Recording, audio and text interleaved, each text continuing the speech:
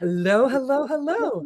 Tonight we are joined by a remarkable guest who has dedicated over 35 years of his life to helping individuals and families navigate through the complexities of financial planning, especially when it comes to preparing for the challenges of aging. Yep, it's going to happen to all of us.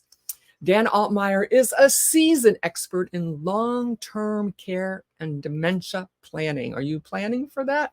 Plan for the unexpected. Be prepared. He's a passionate advocate for ensuring that people have dignity and security throughout their lives. Dan is also the author of his new book behind me, Aging Gracefully, Planning Thoughtfully. Yeah, it's a book that everyone should have, every institution should have, and I should have had it before. I've taken care of a lot of people. This book provides essential strategies for planning for the future. Please join me in welcoming Dan Altmire to the show. Dan Altmire, I am so proud of you, my friend. Dan and I have been together for many years now, actually, and we met at a mastermind at Jeffrey Gitomore's, right? That was the first time we met. And Eric has a cute picture of us at Jeffrey Gitomore's where he started giving us like that mastermind working together. So all these years, Dan has supported me and I have supported him. We went to a writer's workshop in Wild Dunes, South Carolina. And I was going, come on, Dan, write your book, write your book, write your book. So I'm so proud of him for getting his book out. We have an exciting little project for you at the end, and we'll let you know how you can get one quickly and easily. And in his little thing, he sends a postcard where you can order more. I especially like the one that he sent me because it has Cynthia, embrace your destiny, assure your dignity. Isn't that what we all want for your parents, your friends, your sisters, your family, yourself? So, Dan, you have such a rich background in financial planning. Can you start by telling us what inspired you to focus on long-term care and dementia planning? Yeah, sure. First of all, thanks, Cynthia. I mean, you already said everything that needs to be said, so we can just make this the shortest episode. No, I really appreciate the opportunity to come on, and I've really joined an amazing group of people who have already been on your show. Yes. Let's see, Steve Rizzo, Linda Kay, Doug Wing, Chris Chavez, Andrew Locke, Rudy Maxa, Don Green, JB Hill, and me. And Ken Walls. And a lot of other, Ken Walls and lots of other people. And, I'm the only one that's been on twice then. So, so far. Don Green has. Don Green's been on, I think, 3 times now. The CEO of Napoleon Hill Foundation. I think that Don Green deserves to be on more than me. And probably most of the rest of them too. But no. You are here to help people. Your question was what? What got me to focus on long-term care? Well, the first thing is, I've seen it happen. I'm going in about a month. I will be going to my 55th high school reunion. Woo. So 55. Many of my friends from high school have gone through this. Many of our parents have gone through this. Many of my friends have had parents.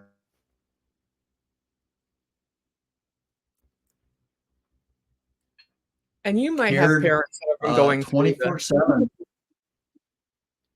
Yeah, my wife and her 2 sisters cared 24/7 for their mom for 10 years as she suffered through dementia. And I watched the process. I've seen people, they're still working their jobs, uh, and yet they still have to spend 30 hours, 40 hours a week caring for a parent, and the pressure that leads on. And so I watched that, and then I'm kind of a geek on numbers and things like that. And what I found was a government study that said that 70% of people over 65 are going to need a level of care, um, where they're not going to be independent at some point in their life. And the statistics are, 70%. 3% of houses catch on fire. Okay. But everybody has homeowners insurance. Um, People plan for retirement to spend and live and travel and everything else, but they don't have a plan in case uh, things happen that will affect their dignity. And with a 70% chance, I just saw that there was a need out there, and I felt called to help serve that need. You mentioned in your bio that your stepfather lived to be 97 years old. 97 and a half. Woohoo! That's good. How did your personal experience with his care shape your views on aging and long-term care? He was an amazing man, who when he was 97 and a half years old, was going to take his car into the shop for an oil change. Okay, 97 and a half. He lived in a continuing care community in Silver Spring, Maryland, and it was a great thing. He lived in his own apartment. He was fine. He played computer games. He was in the model train group there. He played bridge and cribbage and competitively.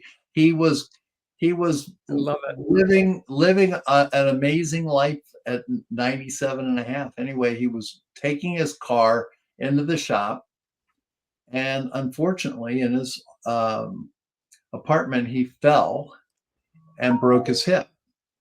Are we? Being in a continuing care community, there was a button in his room that he was able to crawl over to and push the button to get assistance immediately up to his room, up to his apartment. And the first thing he told them was, "Tell my girlfriend not to pick me up at the place where I was going to get my car fixed, because I'm going to the hospital." Now, the God bless. girlfriend was 78 years old. Okay, he was Woohoo! 90 and a half. He was 78, and so being in a continuing care community and having a car is like being a 16-year-old with a Corvette in high school. So, yeah, you're the big man on campus. So and he was still lucid, and but then I watched over the 2 months after his operation him slide dramatically over that period of time. uh, and a lot of times in these situations it doesn't happen just like that.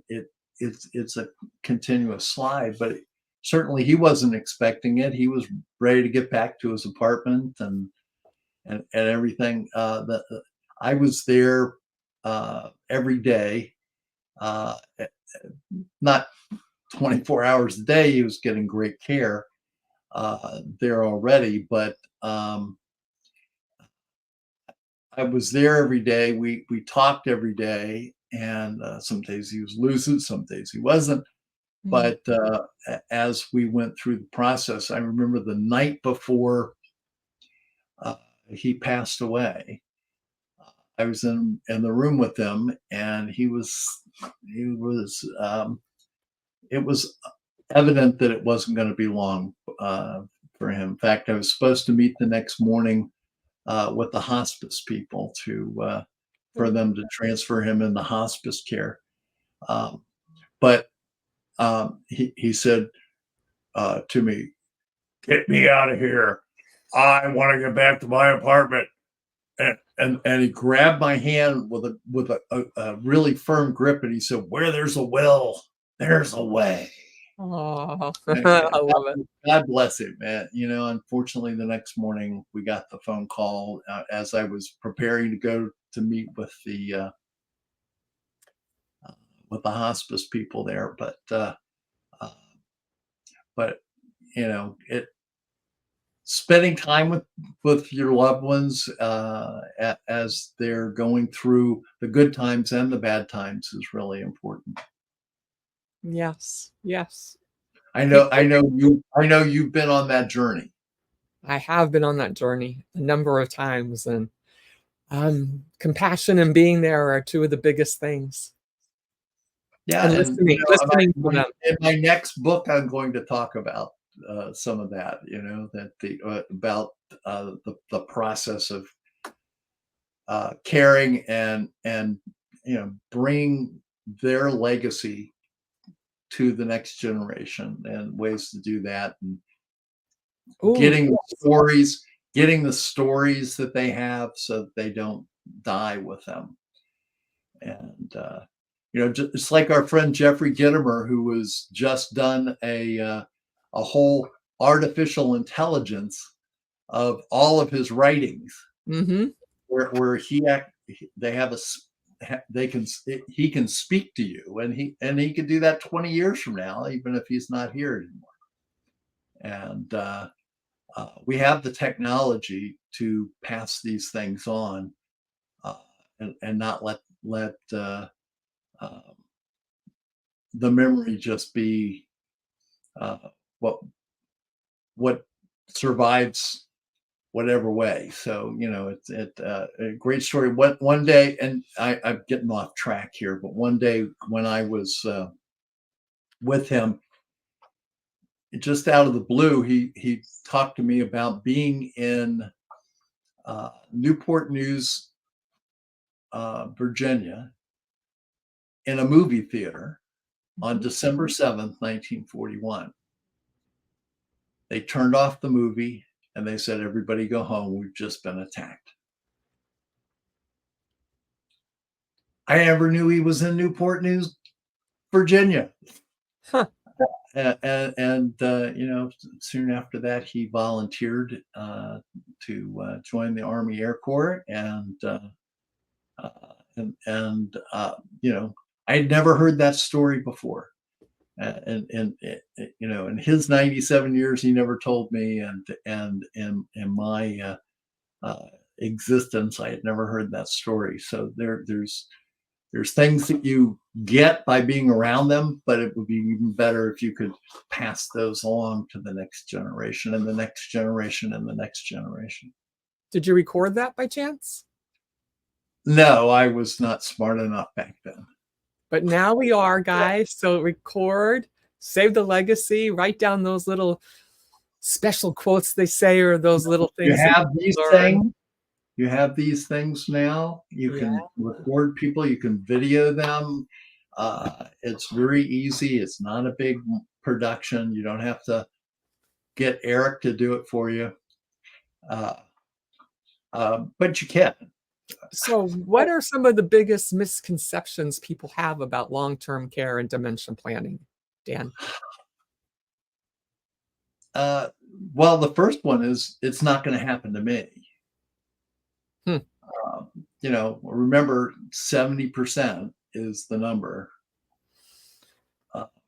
Yeah. And another one is people whose parents are still with us who say, "Oh, mom and dad already have a plan."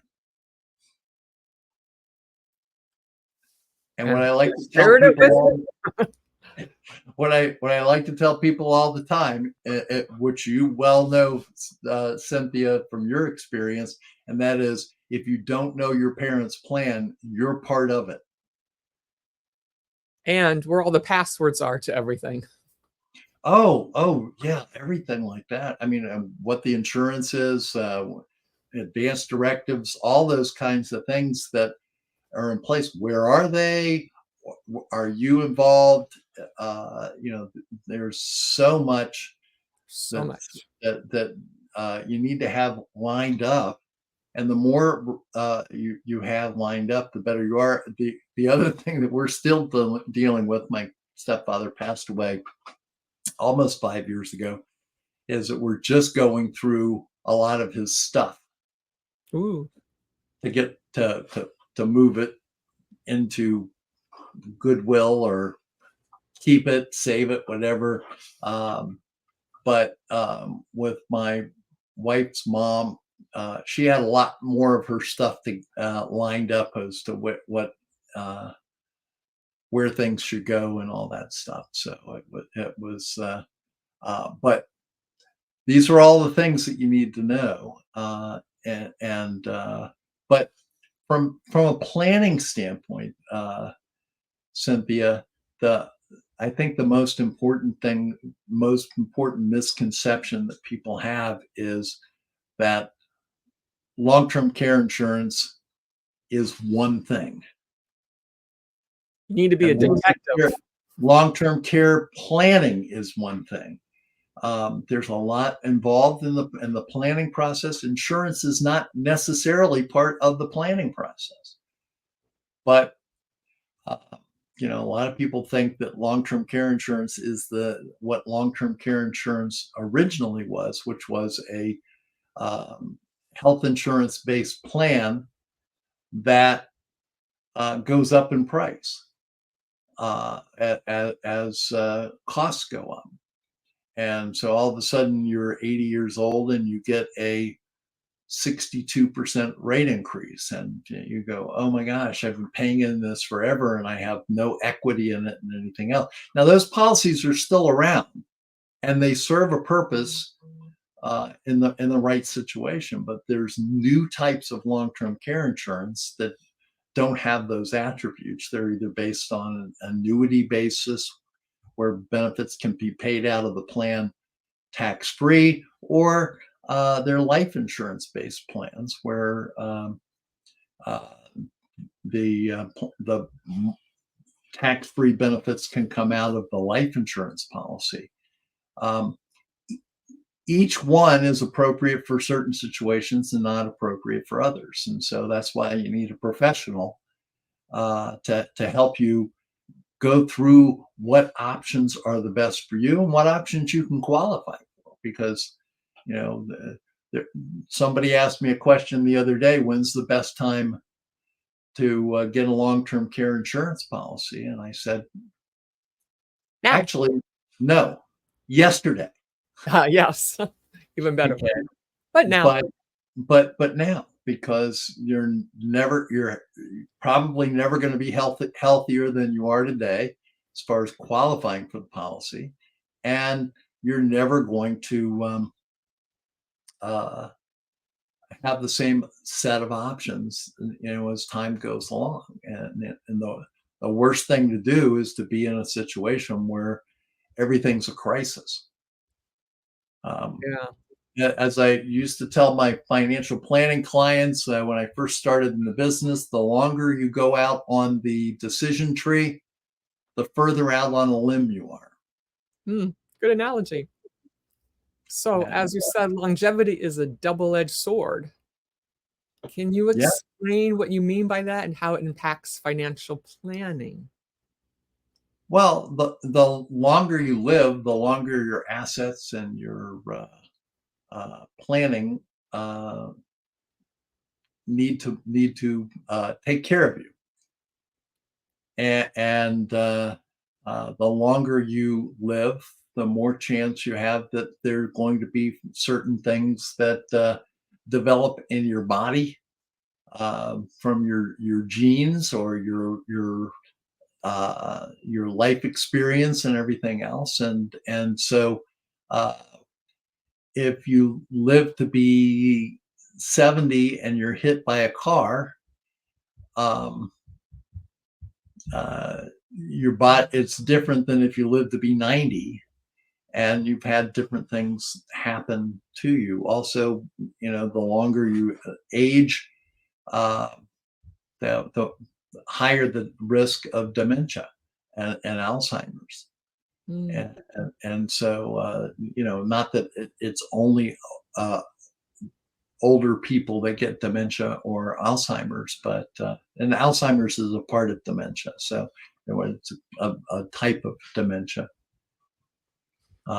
So so it's a double-edged sword. There's more time to do things and more time uh, to succeed and have fun and do the things that you wanted to do and have an impact on your family or on the world. Um, but sometimes things happen that during that time, and you may be alive. Like my mother-in-law, 10 years of having dementia. It was, Ugh. the last 5 or 6 years, she was really not too coherent. And so she had the longevity, but she didn't have the opportunity to, to go to Paris or something like that, and enjoy something like that. So Don't never waste know. your life, guys. Don't waste your life. So many people, like you said, don't think about long-term care until it's too late. What are the first steps someone should do to start planning for their future care, Dan? Well, the first thing is you should have a will. Um, and it should be an up-to-date will. A lot of people have a will, but it talks about who's going to care for their 5 and 6 year old children, and uh, it's not appropriate to the time of life that they're in now. So, oh well, I have a will, yeah, but yeah, it's not an up-to-date will. You should have advanced directives, and you should go to an attorney that specializes in elder law, so that you can line these things up. Um, I work with several people who do um, elder care planning, and if you do those in advance, they're not you're saving literally tens of thousands of dollars, Ooh. of because things that happen. You get to a point and you end up needing a guardian because of care. A lot of people have their children, people in their 50s and 60s. Their children have moved all across the country. Nobody's there to take care of their family member, and uh, you can do the planning and work with a care planner to get those things set up so that you have a framework, a foundation already in place. I don't do that. Okay. There are people that do. I can refer people to some people who are fantastic at that. That's all they do. And they also do care emergency, urgent situations where they basically take over the care management for somebody who needs that care. But if you already have a plan and structure in place, it's much more effective. And uh, what an insurance guy like me does is we help provide the funds to pay for that stuff and set aside the funding, so that the insurance company is paying for all or a part of the need for care. And in some cases, if you never use that coverage, that money goes back into the estate,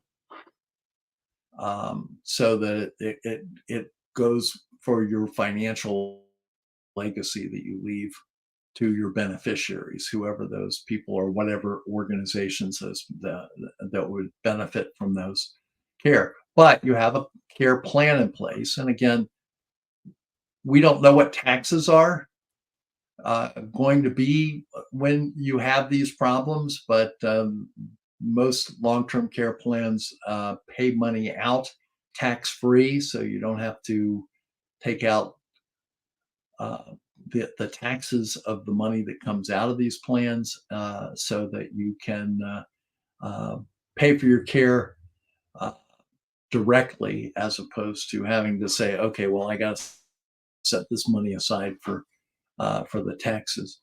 Just a reminder that 2017 tax changes that went in, whether you liked them or you didn't like them, all expire on December 31st, 2025. So we're looking at one of the largest tax increases in history, January 1, 2026, if they're not able to pass anything on Congress. Not to be political, but Congress doesn't have the greatest record of passing things these days. So we'll see what happens, but having a plan in place that pays money tax-free instead of money coming out of your 401k or 403b to pay for it, where you have to take out 30, 40, 50% of that for taxes. Ouch. Ouch. Yes. So you've worked with both individuals and businesses on these issues. How do you see employers playing a role in supporting their employees who may be part of the sandwich generation? Yeah, it's, first of all, the sandwich generation, just to give it a little definition, is people who have aging parents and they still have their own children. And those children may be in daycare, they may be in elementary or high school, they may be in college, they may be living at 30 years old and living in the basement. That's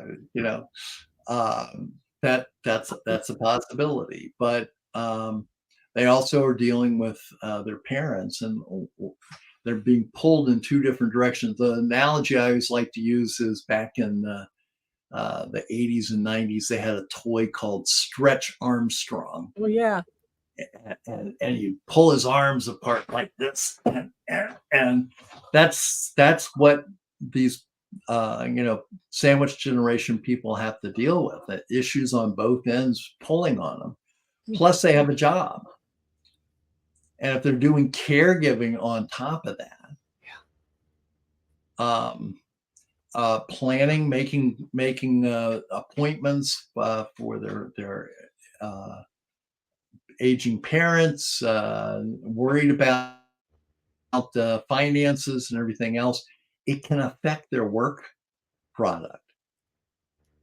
And typically, the people that are being affected are, and please don't take offense to this, anybody else, but the best employees. The people who are in the sandwich generation are the people who have a track record of coming to work, a track record of getting things done. They have an attitude that has allowed them to be successful in the workplace.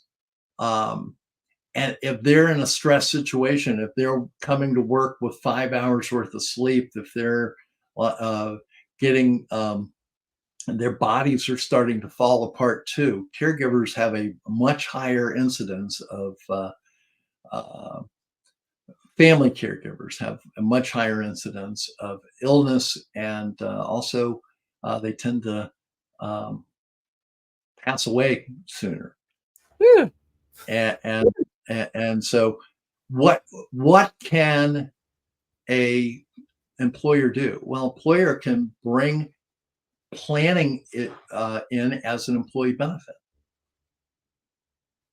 Employers can bring long-term care insurance in for the employees to get to take care of their own situation. It's funny. I had a client who I was talking to. He was like 42 years old, and we were having a conversation. He was telling me about some friends of his that were dealing with situations. I said, "Well, what's your parents' plan?" And he said, "I don't know." And I said, I told him the line that I mentioned earlier: if you don't know what your parents' plan is, then you're probably part of it. And he said, "Well, you know, I'm really afraid to talk to my dad about that because he'll get kind of testy with me and get off of my lawn type of thing." Uh, and so I asked him, you know, would you mind if I give you a suggestion on how to handle that with him? He said, "No, please tell me." And so I said, "Why don't you do a long-term care plan? It'll never be cheaper and less expensive than if you do it now at age 42. And then go to him and say, 'Dad, this is my plan. What's yours?'" Sweet. It's a good idea. And by doing that, he's asking for advice. He's not he's not making his dad feel threatened, like, "What do you mean? Do you think I'm old?" Type of thing. Uh, it's so if you have that available at work, uh, it's a great thing. We have some plans that people can get guaranteed issue um, long-term care insurance at work. Uh, that we can help employers with right now. I'm not Beautiful. here to I'm not here to sell anything today, but they are available in the marketplace, and I can certainly help people navigate that. The other thing is that when you bring something like that to the workplace, it helps people also see what's not there for their family members, and it can help there. So you made this really cool benefit collaboration tool. Benefit How collaboration. does that help people understand their financial risks and benefits?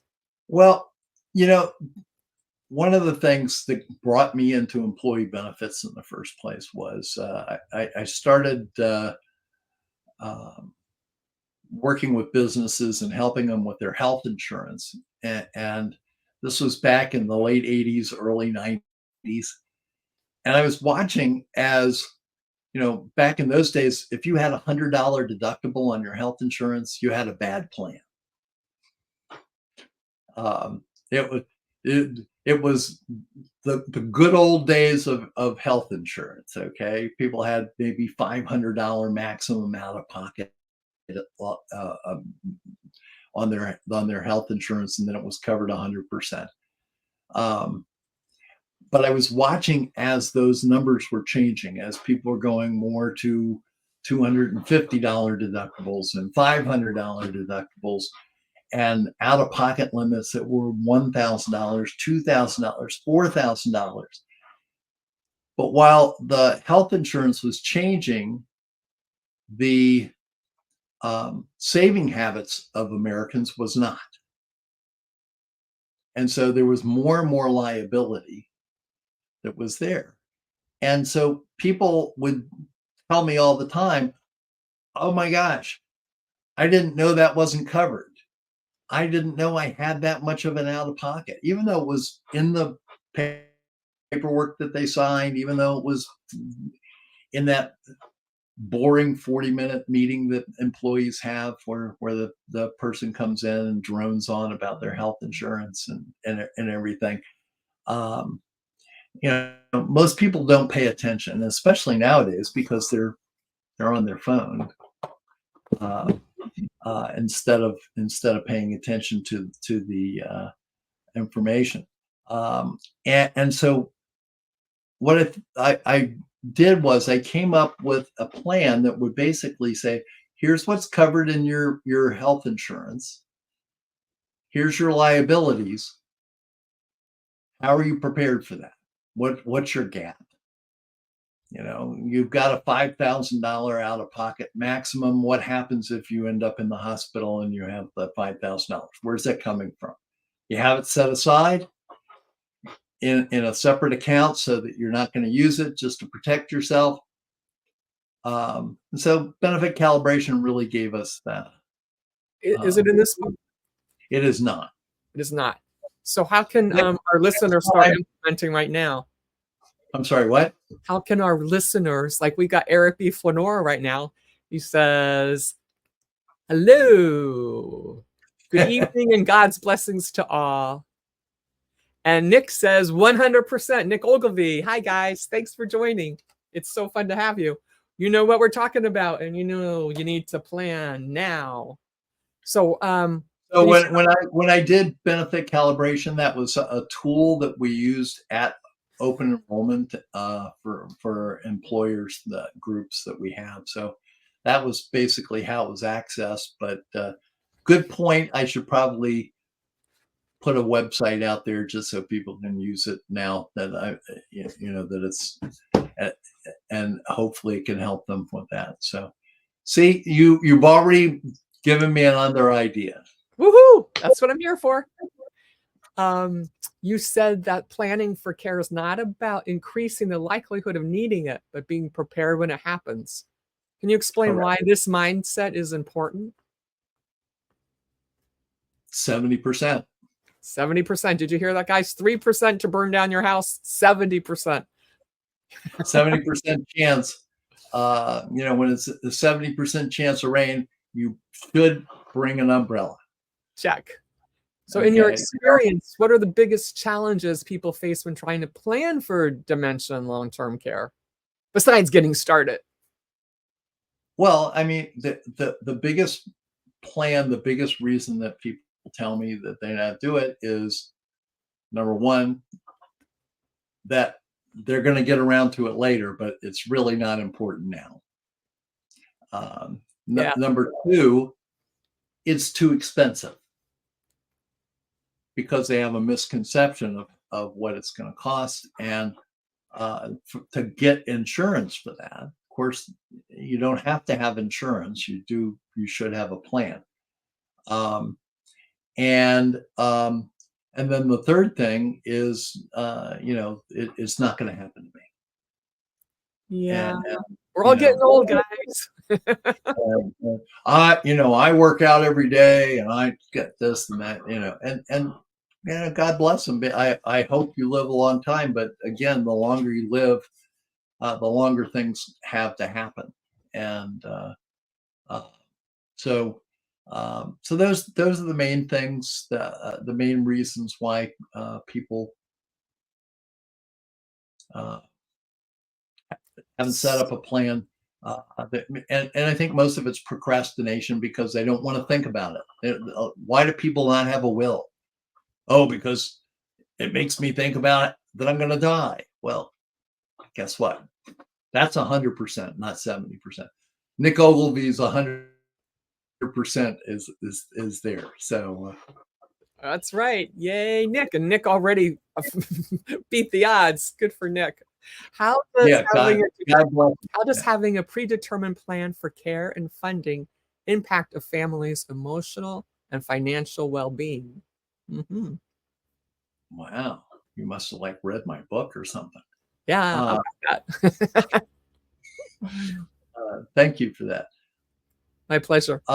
So the stress, and you're the poster child of having done this multiple times in your life. Maybe I should ask you the question instead of you asking me the question, but and I would love your comments on that after I answer. But if you don't have a plan, everything happens at once, and there is no tomorrow. Everything is today, and uh, and then there's guilt, and there's tension, and there's the beginning of the trail of tears, and it's Don't need that. Plan ahead. it's plan ahead, and but I will ask you back, if you don't mind. I mean, you went through multiple care situations. Well, I think What would you say right about now, having a plan or not having a plan? yeah, well, right now, folks, you can make it easier for your children and yourself by organizing, labeling, putting in your safe or someplace all of your passwords, getting rid of all the junk. Don't leave your parents with all that, or your family who's going to clean up after you, your sister, your friend, your family to clean up all that stuff, Start organizing yourself now. Know where everything is. Have a list of all your credit cards and all your passwords and who your banks are and who's important to you and who's on your healthcare plan and what directives you have. And if you want, you got to just take all of Dan's advice, put it down in a checklist, and just start getting organized, and you will live and you'll sleep well and you'll have peace of mind for you and your family. And guess what? It's not a secret. You got to share it. What other common mistakes do you see people making when it comes to planning for extended care? I'm sorry, I was looking at the comments. Oh, okay. What was that? That's okay. We got some good ones. Getting older, in the words of Red Fox, you don't get old till you get cold. From Eric B. Flanoy. Thank you, Eric. You're always so witty. I asked, what are the common mistakes you see people making when it comes to planning for extended care, besides not doing it at all? Uh, you know, I think the most common mistakes is not having a plan. The second one is you put together a plan 15 years ago, Mm-hmm, mm-hmm. and you haven't updated it. And times are changing, as you mentioned, and what was it, Right. December 31st, 2025, the whole world's changing again. So that would be Yeah. another good time Well, for I everyone mean, in the I'm universe not to do. guaranteeing that it's going to change, but Well, eventually, keep an eye on it, right? and estate taxes will go back up, by the way, in that time. So there's a lot of work, a planning work to do now, preparing for that. But if you have a plan that's 5 years old, 10 years old, 15 years old, doesn't mean you have to change it, but you should get it reviewed. Excellent advice. Excellent advice. How do you help clients balance the excitement of a longer life with the potential risks of outliving their assets? Um, you know, the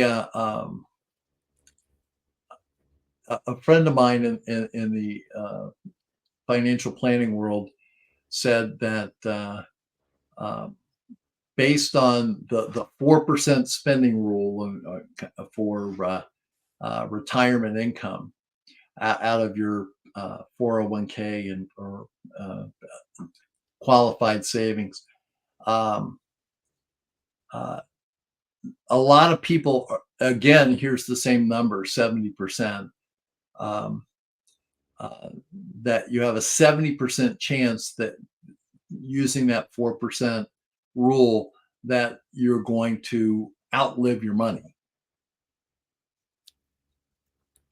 And he lives in Phoenix, and he said, when I fly from Phoenix to New York, if I knew that my flight, there was a 70% chance of me making that flight all the way, I would drive.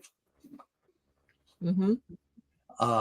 So it's making sure that you have a guaranteed income. The people used to have guaranteed income from a pension as well as their Social Security. Um, but setting a floor for yourself in the future is a a really important thing. That's not the focus of my practice. I help people with that. But, we focus on the long-term care aspects of that. Um, One other thing that's a big fallacy mhm. is, if anything happens, I'm going to take care of my spouse. Mm. At the beginning, you may be able to take care of your spouse, but again, family caregivers have a higher rate of illness and a sooner rate of mortality. And eventually, I mean, it was like when my wife and her sisters were taking care of their mom. It eventually got to a point where they were not able to give her the level of care that she needed. Mhm.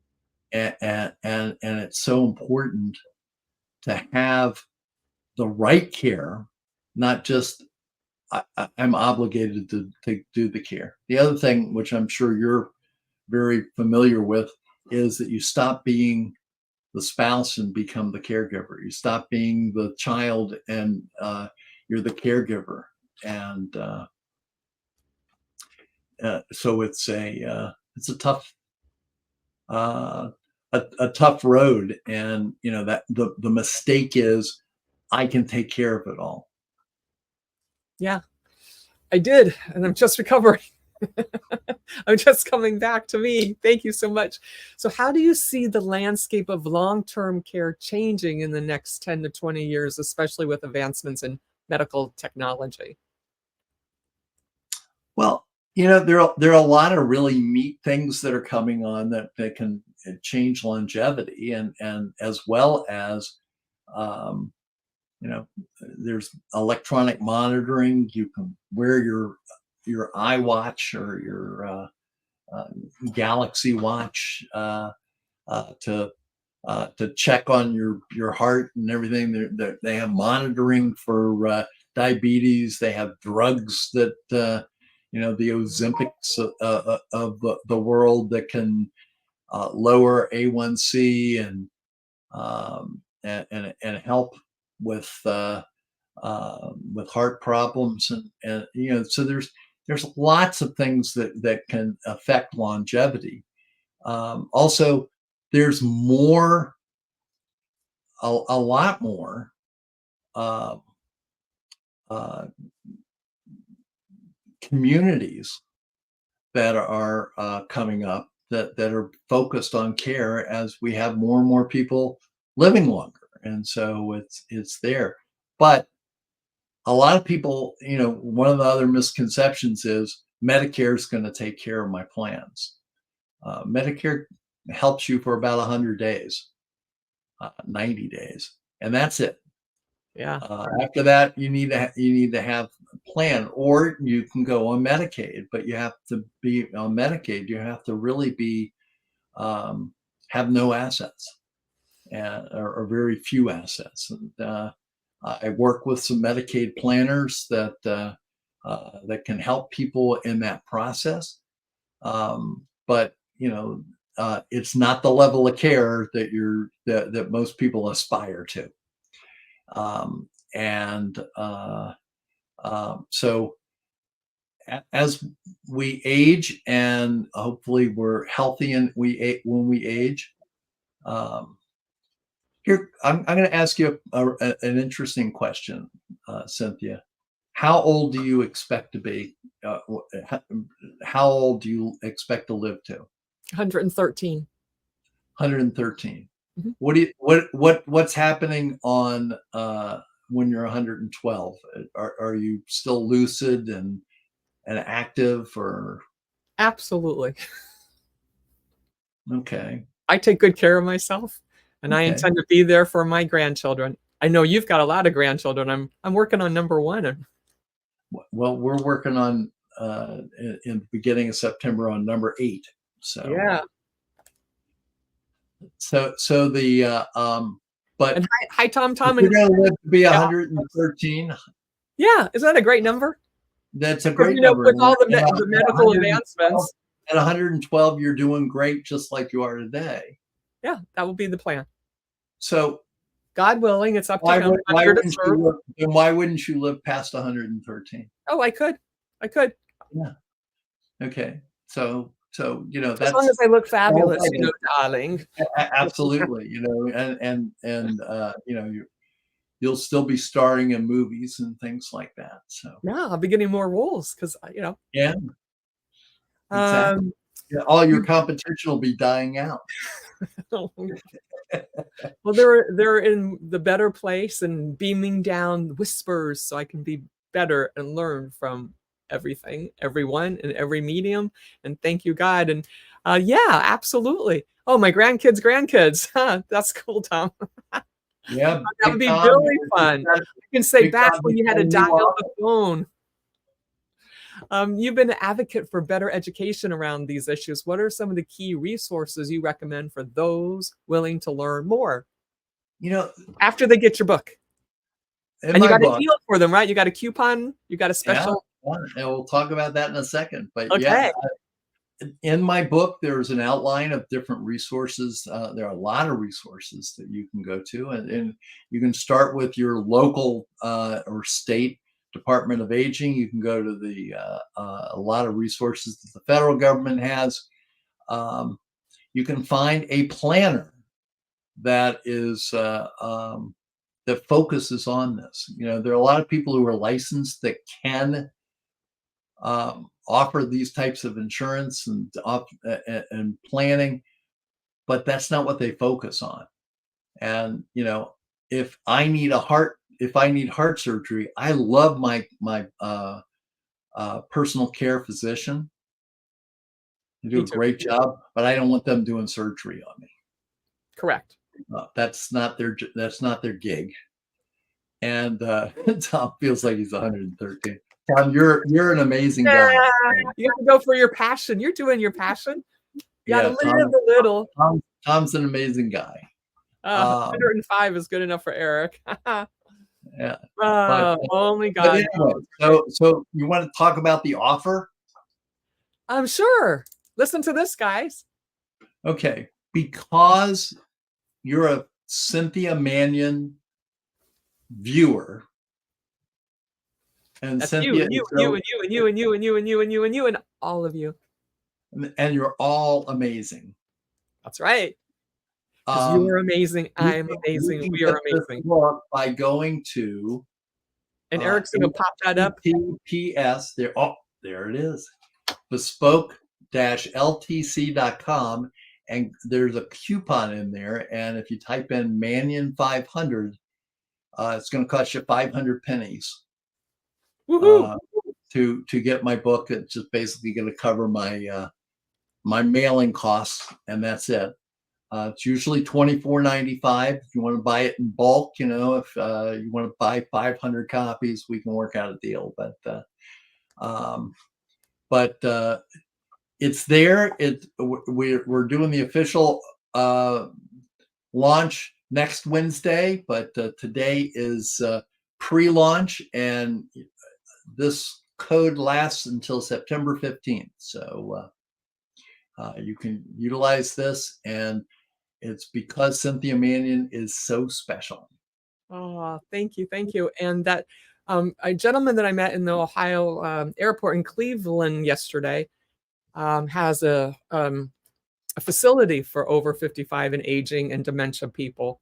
And the thought is that everyone who's coming to see him possibly should have this book that should be available in like all the lobbies, if you have one of those businesses, ladies and gentlemen, stock up on this. There's a very cute little front page that Dan put on it. It says, this book is being given to, and you can put their name, because I care about helping you and your family. I'm not kidding. I have so many things in yellow, and I sure wish I had this book a few years ago when I was in the depths of this with my dad. So finally, Dan, in closing, if there's one piece of advice you could give to our listeners to plan for their future, what would it be? One word. Today. Yep. There was no time like today. Yeah, you don't know what tomorrow will bring. And there's no better time than today to get that plan in place. Make it a goal, make it a massive action project for yourself, make it something that you have to get done. What did Tom say here? Finger red number 1, metal yellow first, red text, yellow goal. I don't get it. The only finger I know is something that Jeffrey Gitomer does, and we're not going to talk about that here. Oh, well. Anyway, Tom, you can explain that to us later. Yeah, that would be good. Ladies and gentlemen, help out your family, clean up your stuff, organize your stuff, put it all in a safe place, get a safety deposit box that's safe in your home, and put in your passwords and let your family know where it is and the code to it. All your passwords, your credit cards, your checking accounts, jobs that you've left, they might have things that they need to follow up on. Debts, all of your titles to your cars, your mortgage, your deeds to your house. Get everything nice and neat, not only for you right now, but for whatever happens in the future. Make it easy. Clean it up. There's no day like today. Because tomorrow, heard a very great rendition of that song recently on British Got Talent. Amy Christmas singing a version of Tomorrow that I never heard before that was so beautiful. Oh, so cool. Check it out. It is gorgeous. Listen to music as you calmly clean out your drawers and put a list of the people that you care about and people that you want to be notified. You can even plan your burial, what you want to wear, your clothes. Like, this is how you should do it. Actually, you should start from your end game. Okay, so think about what you want to be known for. What is your legacy? So now's the time to start. So this is your end game. And what steps do you need to get there? And you'll be perfectly happy. You'll have passion. You'll be relaxed. And think of all the extra stuff you're going to accomplish by going that extra mile. And I'll just add to that if you have a plan in place, when you see other people around you going through this process that don't have a plan, you won't be worried, oh my gosh, what's going to happen to me? And it's about the the power of the law of attraction. What you think about all the time is what happens to you. And if you're thinking about, oh, I need to do a plan over and over again for 20 years, the bad stuff happens around you as opposed to the good stuff, because you don't have to focus on it. It's like the bottom of the triangle, the base of the Maslow's triangle. You're gonna take care of the important things in advance so that you don't have to worry about those, and you can focus on becoming self-actualized in the rest of your life. And you keep a change. So Dan, how often should they revisit these plans that they have now neatly drawn up and have in their safe, their safety deposit box, their phone? Well, I would just say, every 5 years is a good idea, unless something happens. When things happen, you should go back and review and say, based on the new circumstances, based on the fact that I'm now living in Florida and I'm not living in Tennessee, are the laws different here in Florida? And don't forget marriage. I don't live in Florida, just so you know, but I'm just saying that that's the case. So 5 wishes. Check it out. Baseline for planning the NG me of life. There you go. Thank you, Tom. Thank you, Tom. Thank you, everyone, for being here. And don't forget to plan for those divorces, children, grandchildren. When I have something special I want someone to get for sure, I'm putting a little yellow sticker on the bottom and saying this is for now. So it's just on the back of a very expensive painting, right? So that they know. And I tell them, and just, share, be happy, and live your passion. This is your best time right now. What are you doing next? What's your next adventure? Let us know. Thank you. Thank you, Dan, because you are amazing. You are amazing. I am amazing. I am amazing. We are amazing. We are amazing. And so are the people on this call. That's correct. Thank you all. Listen to Dan, and we'll see you. The Guru Speaks next Wednesday at 7 p.m. Eastern Standard Time on the Cynthia Manion Show. Appreciate you. Thank you.